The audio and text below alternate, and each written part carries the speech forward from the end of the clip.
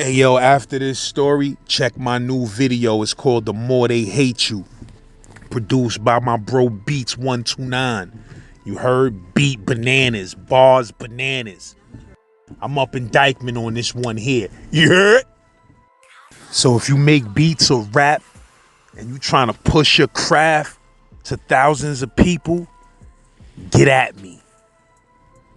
You want to collab? Do a song or a video with the God? Get at me. I'm available. Hey yo, shout out to the bro Cell.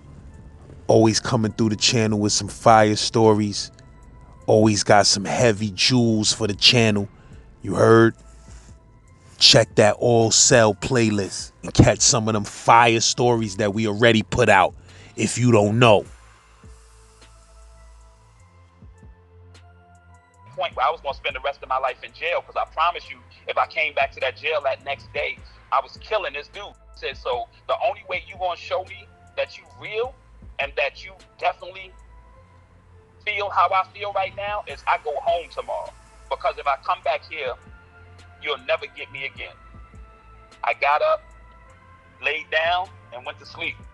I woke up the next day, they was taking me to court.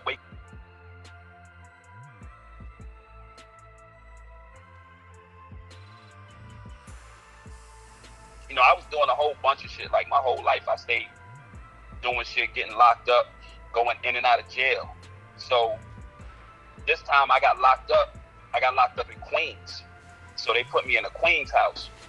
And while I was in there, like, I was just, you know how sometimes, some points in your life, you come to that, like, crossroads, and you just like, damn, which way do I go from here? I was at that point. I felt like I could go either way, either up or down. And I was leaning towards the negative side, because all of my life I stayed positive. I never, like, really had no negative energy about me. If I fuck with niggas, I fuck with them. If I didn't, I didn't. But it wasn't I still wish niggas love. This point in my life, I felt like I was on the verge of crossing over to the negative side, to where I wouldn't have gave a fuck about nothing. And this is just how I was feeling. You know what I'm saying? Like I told you, when I was in that home, I became God body. But my whole life before this, before I became God body, I was raised like Christian, like believing in God. And I started fucking with God bodies because I was interested. You know what I'm saying? Like, it was a whole lot of questions to me in Christianity. Like, my brother asked me a question. He told me, when you go to church this Sunday, because he would never go to church with us, my older brother, Demetrius, may he rest in peace. He told me, he was like, when you go to church this Sunday, ask the pastor who created God and see what he tell you. So I was like, all right. So I went to church and I asked the pastor, and he was like, he looked at me for a second. He was like, nobody created God. God is omnipresent. Like, he always was and he always will be.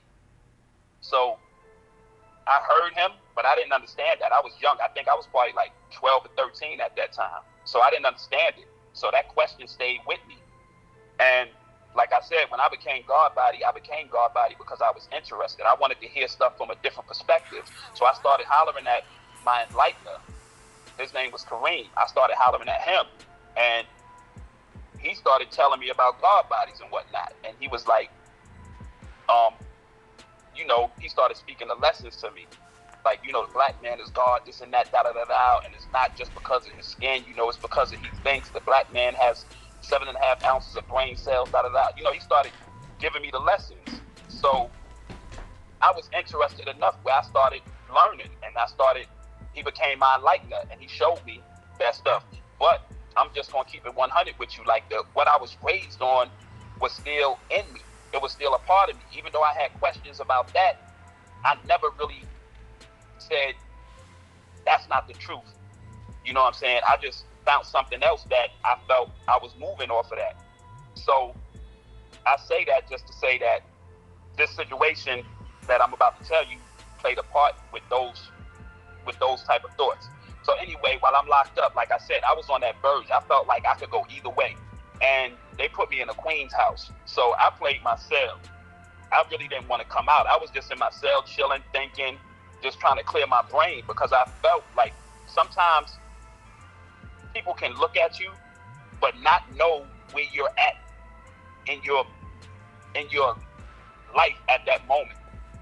They can't tell that. They only can see you for what you're doing, how you're moving, but they don't know what's going on in your head. And I was at that point where I knew people could see me and I looked like a regular normal person, but in my head I wasn't normal. So I tried to stay out the way to clear my head of this. So anyway, I got tired of sitting in my cell, so I said, I'm gonna go out to the day room. So I went out to the day room and I was just chilling, looking at a little TV and shit. And there was some dudes on the table playing cards. They was playing spades. So I knew how to play spades, but like I said, I wasn't in the space for that right now. But dude was getting his head buzzed because his partner kept fucking up. So he was like, damn, like he barking on this nigga, like, yo, you fucking up, nigga, you keep fucking me up and that and this and that. I'm over here gambling, like, nigga, you don't know what you doing now. He was like, anybody know how to play spades? Like, I need a new partner, man, fuck this shit. So the niggas that he playing with, they laughing and shit, making this nigga madder. So he looked at me, he was like, yo, you know how to play spades? I was like, yeah, but I'm not trying to play. And he was like, please, man, please, I need you. Do you really know how to play? And I was like, yeah, I know how to play, but like I said, I'm not trying to play. He was like, please, man, hold me down. Like, these niggas is killing me. I'm gambling, I'm losing my money. Just help me win my money back. So I'm like, all right, fuck it. So I sit down at the table with him and started playing. And we started busting these niggas' ass. So one time, like I said, my head really wasn't there. Even though I'm playing, I played only because the nigga kept asking me. But I really wasn't in the space for the cards. But at first, you know what I'm saying, I locked into the shit. And like I said, we won a few games, and now he on this shit talking. So we playing this last game that we was playing. I fucked up. Like, I reneged, but I didn't notice I reneged. You know what I'm saying? But the dudes that was playing us caught it. And they was like, at the end, they was like, nah, hold up. He reneged. So my partner was like, no, he didn't. Get the fuck out of here. He was like, pick the book. And your boy was like, I know exactly what book it is, because when he cut that shit, I was looking at that like, he out of that shit already. And so anyway, he pulls the book. For people who don't know, what exactly does reneging mean in spades? It's like if you playing a suit, if you got 4 suits in your hand, you got spades, clubs, hearts, and diamonds. If somebody throw out a heart, if you got a heart in your hand, you got to follow up with that suit, either win or lose it, but you got to throw out your heart, that same suit. Now, if you throw off a suit, like you could throw off, or you can cut it. And cutting is spades. Spades is the trump suit in the game. So you can cut it with a spade, but you can't do that if you have another one of those suits. If you cut and you don't have that suit, you do have that suit in your hand, you renege. So you lose, I forgot how, you lose 3 books, 4 books, however niggas is playing. You lose books for reneging. So that's what reneging is. You can't cut a suit unless you out of that suit. So and is that considered cheating in spades or just a mistake? In my case, it was a mistake. But niggas can do it cheating. Like, niggas will do that and hope you don't catch the fact that at the end of the game, your last card was the same suit that you cut. You know what I'm saying? And it can be either cheating or reneging. Or either just a mistake. In my case, it was a mistake. I really, like I said, my headspace wasn't there. So I didn't do it cheating because I know this nigga gambling. I would have never done it cheating. And plus, we had made our books. Like, we had not only made our books, I think we took a dime and we had done that shit, but they were set. So we had a hand. I didn't have to cheat. You know what I'm saying? We made our books and some. So, yeah, it was just a mistake. And my last card was that suit. And I didn't even notice it. Like I said, in my regular headspace, I would have never done that. But with the headspace I was in, I didn't pay attention at that moment. Like, my thoughts must have drifted back to the shit that I was thinking before I even started playing. But anyway, he caught it. And he turned the book over, and he was like, right here, fuck out of here, da-da-da-da, you know what I'm saying? So the nigga that I'm playing with got mad as a bitch. He was like, yo, what the fuck? Damn, nigga. Like, why would you do that shit? So I'm like, my bad, yo, I fucked up, you know what I'm saying? That was an accident. So he was like, accident, fuck that shit, nigga. And he was like, you doing the same shit this nigga did. You acting like you was dumb as him. So as soon as he said that shit, like, everything that I told you I was feeling, that shit instantly clicked back to me. So I looked at this nigga, and I'm a small dude at this time. I didn't really gain weight. Like the pics I sent you where I got a little weight, I didn't catch none of that until I hit the South. When I was up top, I'm a small nigga. I used to work out and all that, and I had done a bid already. So I had, like, and where you said this was at again? What jail? In Queen's House. Oh yeah, Queen's House. Yeah. So I'm not no big nigga, but you know what I'm saying? Like I'm not no skinny nigga neither. But this dude was big. So, but I promise you, he saw when I looked at this nigga, all that shit he was saying and everything he felt died, because he saw in my face when I looked at him. Like I said, some people can't look at you and tell where you at that moment, but the way I looked at him, I can tell he knew, like, he had crossed the line, because his whole energy just died, and he started, like, gathering up the cards, like, damn, man, we was doing good and shit. So I'm still staring at him, even while he gathering the cards, because in my head, I'm like, I'm about to do this nigga something. But I caught myself. Something was like, nah, he's not getting what he deserves. He's getting what you feel right now. If you do something to this nigga, because I felt like I could have killed this nigga with my hands at that moment, and probably could have. But I just said, get away from this tape. So I just put the cards down, and I got up, and I went back to my cell. I told the CO to pop my cell, and I went in. And when I went in my cell, like, everything I felt before I came out of that shit came back to me, and it was magnetized and was magnified by 10 times. So I knew at that point, I said, I got to do something. So literally, I dropped down on my knees and started praying. I said, Lord, all of my life, I believed things that I didn't have no reason to believe. I done it just because I chose to believe. I said, right now, I'm at a point where none of that shit is going to matter to me no more. I said, this point right here, you need to get me. If you real, if there is a such thing as a God, and it's real, I said, you need to get me right now. Because if you don't get me now, you will never, ever have a chance to get me again. And I meant what I was saying. Like, this shit came from my heart. Because I'm going to tell you how I was thinking. I already had my whole thing together as far as what was going to happen. I said, tomorrow I go to court. I was set to go to court the next day. I said, tomorrow I go to court. If I go to court and come back to this jail, I'm going to kill that dude. And he's just going to be the first of probably, I couldn't even tell you how many bodies I was about to catch. I knew I would never come home from this bid, and I had a bullshit charge. It wasn't no shit that I should spend the rest of my life in jail. But I knew I was at that point where I was going to spend the rest of my life in jail, because I promise you, if I came back to that jail that next day, I was killing this dude. That's what I told the Lord. I said, if I come back to this jail tomorrow, I'm going to kill that dude. I said, so the only way you going to show me that you real and that you definitely feel how I feel right now is I go home tomorrow. Because if I come back here, you'll never get me again. I got up, laid down, and went to sleep. I woke up the next day. They was taking me to court, waking me up for court. So I go to court, and I'm going through the motions because I'm not expecting to come home, because I have been catching charges back to back, and I know I'm going right back in front of that judge that told me don't come back in front of me.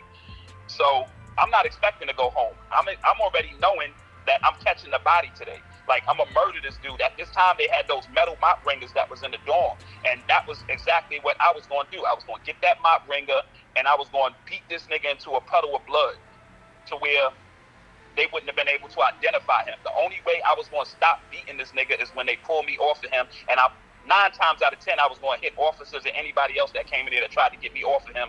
I was going to try to catch as many bodies as I can, but I knew I was going to kill this dude. So anyway, I go to court, and I'm just going through the motions because I already know I'm coming back to jail and what's going to happen after that. So I go into the court, and my lawyer was like, look, I'm going to try to get you a bond, this and that, da-da-da-da. We going back in front of this judge that you went in front of before. I had the same lawyer. He was like, you're going back in front of this judge, and you know what he said before. He might try to be on some bullshit, but I'm going to try to definitely get you a bond. And I'm like, all right, whatever. I'm not even caring about what he's talking about because I know I'm not going home. That's the mentality I got. I don't give a fuck if it's a bond or whatever. I don't care if he would have said $100 bond and I ain't have $100. If I went back to that jail, I wasn't calling nobody to try to get bond. I was getting that mop ringer and killing this dude. So anyway, I go in front of the judge. So my lawyer starts talking, and the prosecutor starts talking. The lawyer is telling them that he wants a bond, like a reasonable bond. I got a family at home. I got a girl that just had a baby. That was my first son, and I had a daughter already, but that was my first son. So he was like, he got a family and this and that, and they in the courts today, and Your Honor, we just trying to get him a bond so he can get home to his family, and he wants to get his life together. That shit is like Charlie Brown teacher. I'm hearing like womp, womp, womp, womp. Because, like I said, I'm not caring. So the prosecutor was like, Your Honor, I feel like, if he gets a bond, it should be one high because look at his record. He keeps getting in trouble, this and that. So we need to make an example of him. So he needs to understand that he can't keep doing this same shit. And the judge heard both of them out. And when they finished, the judge looked at me and he was like, stand up. And I stood up. He was like, I'm releasing you on a ROR. I need you to come back to court on such and such a date. I'm like, yo, that shit hit me like a ton of bricks. I looked at my lawyer and I looked at the judge. I said, what'd he say? And he was like, he said he releasing you. And I can't even tell you. It was nothing in that courtroom that couldn't tell me that man went against my lawyer asking for a bond and the prosecutor asking for either no bond or a high bond, and the judge going against what both of them said and releasing me with no bond. So, yeah, I walked out of the courts that day. And, yeah, after that, it started like a whole windfall of shit that I learned. Like I said, when I learned the knowledge of the 5%ers, that was what I moved off of. But when this happened to me, it showed me that there's something greater than us. And that was something I didn't learn in the 5% lessons, you know what I'm saying? Or what I thought I didn't learn, but actually the 5% lessons teaches you that, you know what I'm saying? The only way that we can be God is that we existed before this.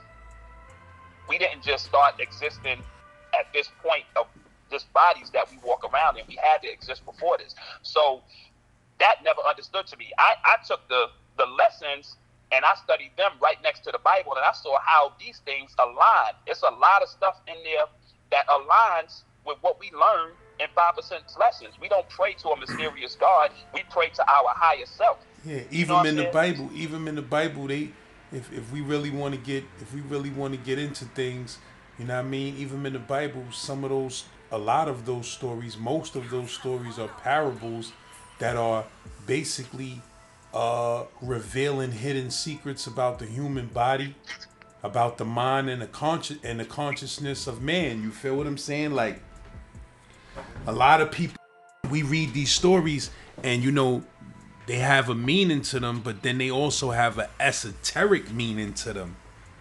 Exactly. We dealing with the science. Like, you could look in the Bible right now where Jacob, who is Yakub, discovers the pineal gland.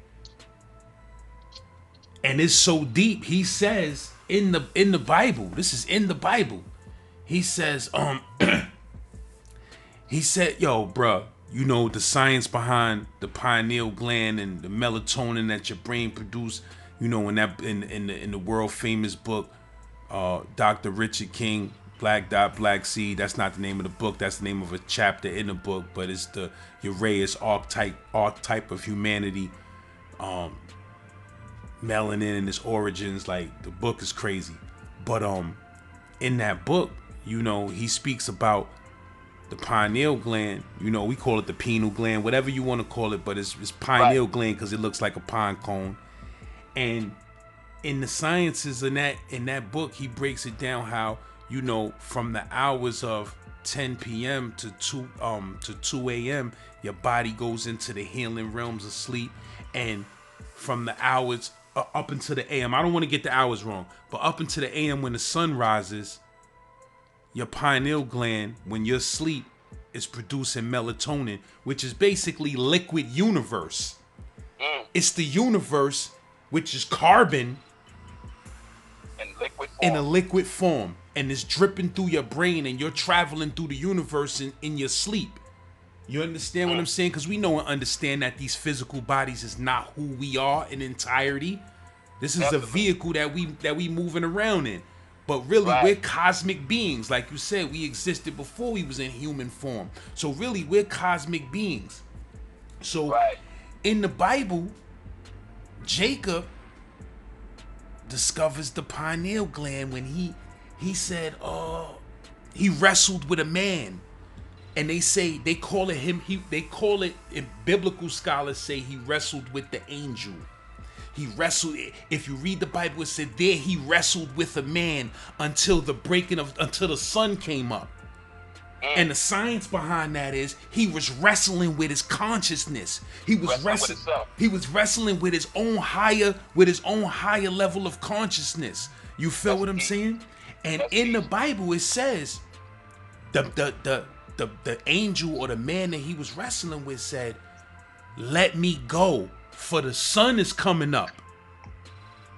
Now, if you think about this really doesn't make sense. Why would the man or the angel be so nervous that the sun is coming up?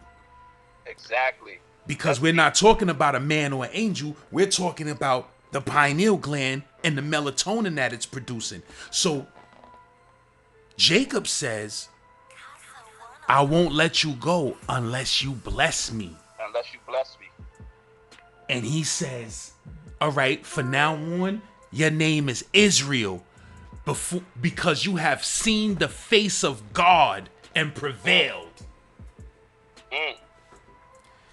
Right there, he tapped into the understanding that the pineal gland helps you tap into the higher universal self.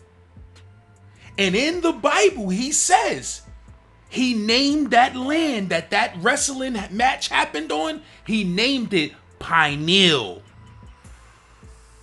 This is all in the Bible. Genesis, genes is.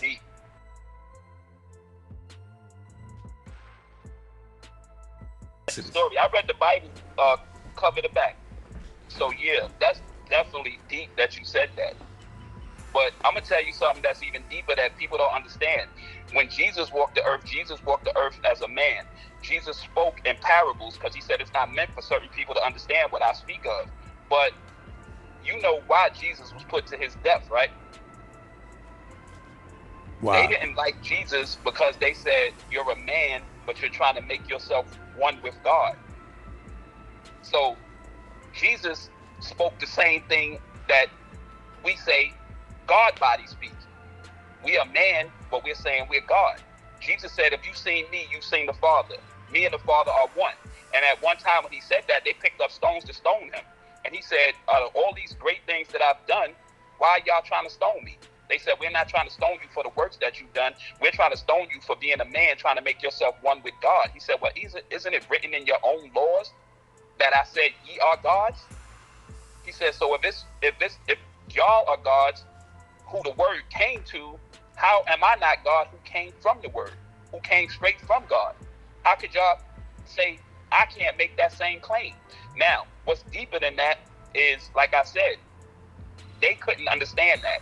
But Jesus was basically telling them that we have the same knowledge. There was another part in there where he said, if y'all understood who you are and the powers you possess, you can say to this mountain, get up and cast yourself into the sea. And that mountain would do it. He said, you would have to have faith without doubting.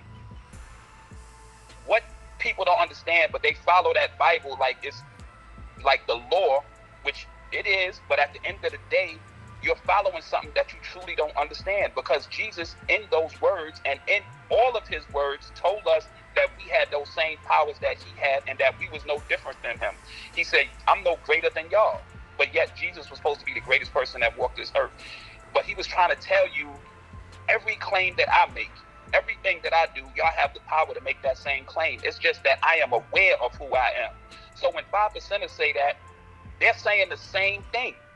And after this, I'm going to tell you, like, I went to a lot of God bodies after I had this awakening, because a whole lot of shit happened to me after that situation where I can say the Lord kind of spoke to me, and not just on no regular shit. I had conversations with people after this. And the crazy thing about it, when I had conversations with them, it was like I was the person sitting there listening to the stuff that was coming out of my mouth, but the message was coming through me, and I was saying some stuff that I knew and some stuff I didn't even know where it was coming from.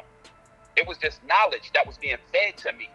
And I had so many people tell me, like, yo, that's so deep. Like, the shit you saying, I don't know where you got that from, but that's deep. And Jesus, I just know now that I had like conversations with God bodies, and I explained it to them the way I'm telling you on how the Bible kind of aligns with everything we teach. It's just that people don't understand it, so they separate religion. Religion is really just one fucking book that was ripped into all these different pieces and said, hey, you take a piece, you take a piece, you take a piece. And everybody now ran into their corner with their piece. Nobody is saying, how do we put this together? We still walking that division to this day. Nobody is thinking, how do we put this together? Well, the Lord showed me how it all goes together. You know what I'm saying? And when I say the Lord, I mean, just like you said, our higher self. We have a higher part of ourself that we wrestle with because we don't understand it. We do the same thing Jacob did. We wrestle with who we really are and ask that question all the time. Who am I? Why am I here? We don't understand that. But what we do know is that we are here. And the 5%ers, when they say back to the essence, that's deep too, because again, like I said, we had to exist before here. And if we existed before here, how can we make that claim that we are God as well if we existed before here and we're going to exist after that? You can't go back to something if you've never been there. And the essence is the purity of life. We go back to that. So that means we came from that.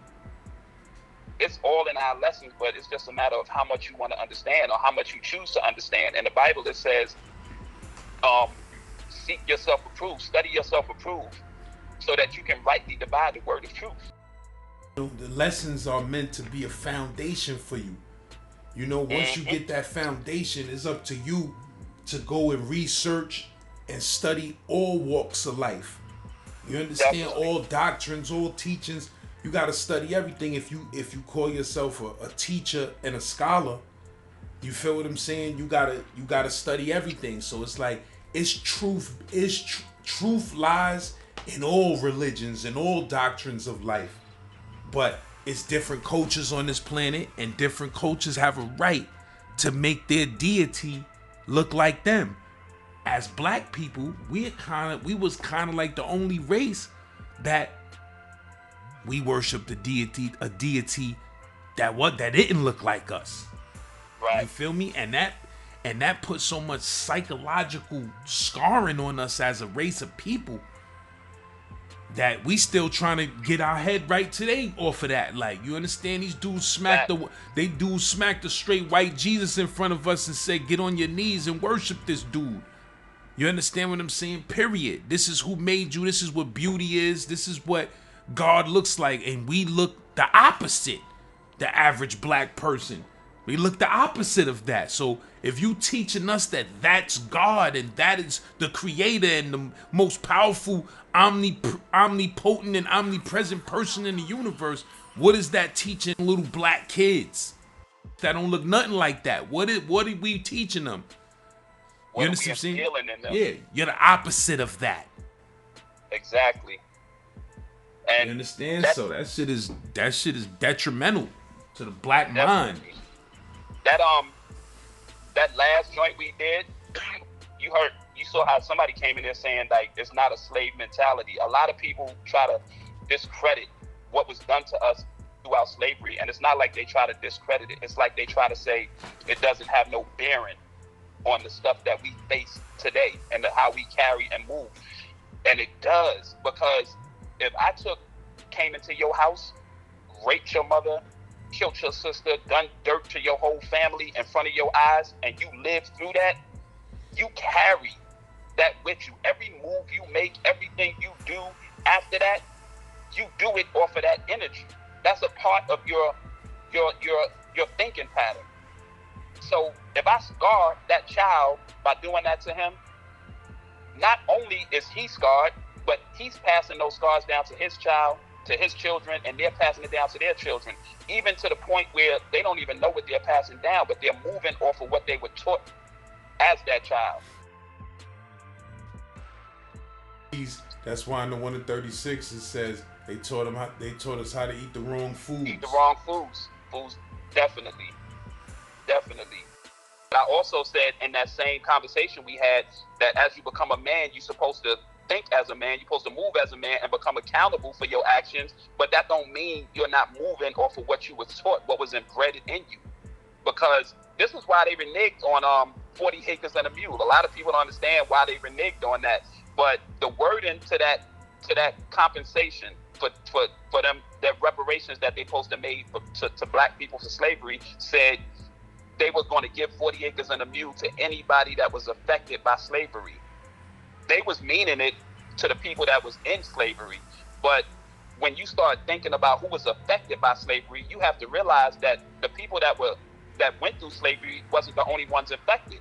That language lets you have to give 40 acres and a mule to the child that came from those parents because they was affected. You have to give it to the children of that person because they was affected. And that was passed down. They wasn't the only ones affected, but the horrors that their parents went through was passed down to them. So they had to renege on that. Or we would have owned not just the country. You couldn't have gave 40 acres and a mule to everybody that was affected by slavery. You couldn't have. It was impossible. So either you change the word into that, or you realize how deep the scars went that was left on black people.